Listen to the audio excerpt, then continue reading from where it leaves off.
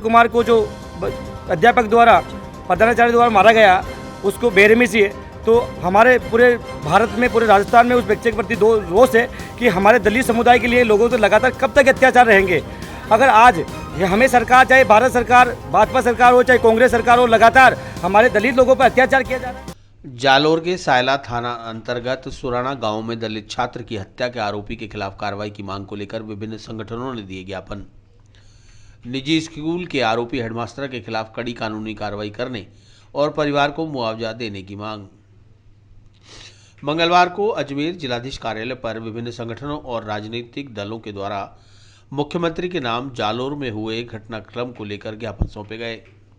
अंबेडकर जागरूकता मिशन संस्थान चाची आवास, युवा मेघवाल महासभा इंडिया, मेघवाल समाज, राष्ट्रीय लोकतांत्रिक पार्टी, राजकीय महाविद्यालय छात्र प्रतिनिधियों के द्वारा मुख्यमंत्री के नाम ज्ञापन सौंपकर जालोर जिले के सायला थाना अंतर्गत सुराना गांव में 9 वर्षीय दलित छात्र इंद्र कुमार मेघवाल के हत्यारे को फांसी व परिवार के एक सदस्य को राजकीय सेवा में नौकरी, परिवार को 50 लाख रुपए का मुआवजा दिलाने की मांग की गई। ज्ञापन देने आए संस्था प्रतिनिधियों ने बताया कि छात्र इंद्र कुमार की हत्या सिर्फ इसलिए कर दी गई क्योंकि उसने सवर्ण हेडमास्टर के मटके से पानी पी लिया, जिस पर कथित निजी स्कूल के हेडमास्टर छैल सिंह ने छात्र की निर्मम पिटाई कर दी, जिससे उसकी हालत नाजुक हो गई और उसका 22 दिनों तक अहमदाबाद में उपचार चला। आखिर अहमदाबाद के एक अस्पताल में उसकी मौत हो गई।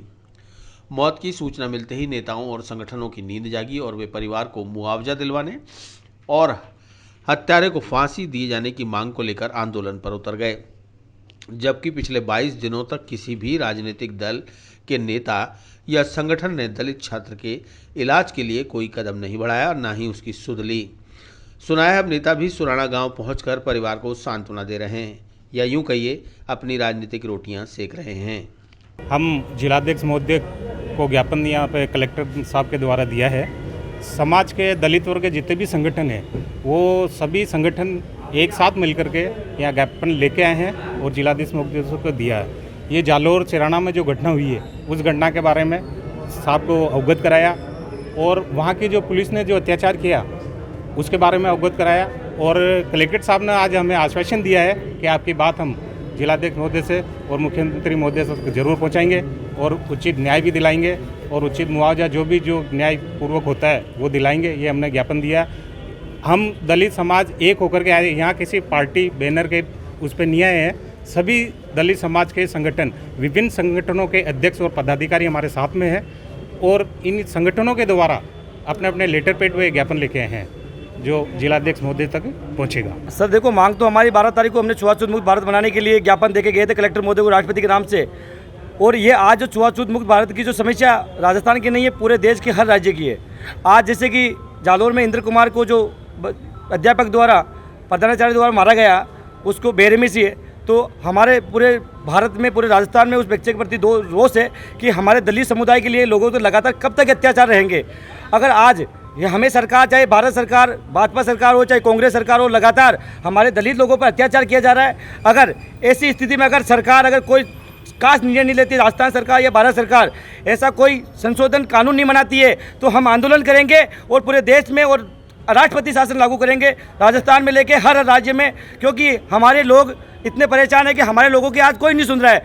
हर जगह, हर क्षेत्र, गाँव में पानी पीने से लोगों को रोक दिया जा रहा है। बारात जा रही है तो घोड़ी से उतार दिया जा रहा है, मूछ रखते हैं तो उसको मार दिया जा रहा है। तो हर जगह, हर क्षेत्र में महिलाओं के साथ, बच्चों के साथ, हर क्षेत्र में हमारे दलित लोगों के साथ में जो अत्याचार हो रहा है, हमें बहुत बड़ा दर्द है। सरकार चाहे कांग्रेस की हो, बीजेपी, हमारे लोगों का साथ नहीं दे रही है।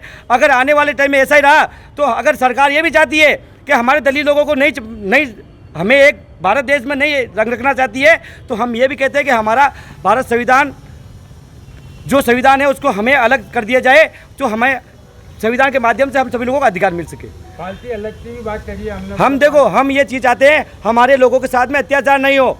अगर ऐसे ही अत्याचार लगातार होते रहेंगे तो हमारे लोगों को न्याय नहीं मिला तो हम लगातार आंदोलन करेंगे और भारत सरकार और राजस्थान सरकार और पूरे देश के हर राज्य सरकार में हम आंदोलन करके पूरे सरकार को एक हमारे व्यक्तियों को जो लगातार जो अत्याचार हो रहे हैं उन पे हम लिखित में राष्ट्रपति महोदय को ज्ञापन देंगे और अगर न्याय नहीं मिला तो हम आंदोलन में बैठेंगे।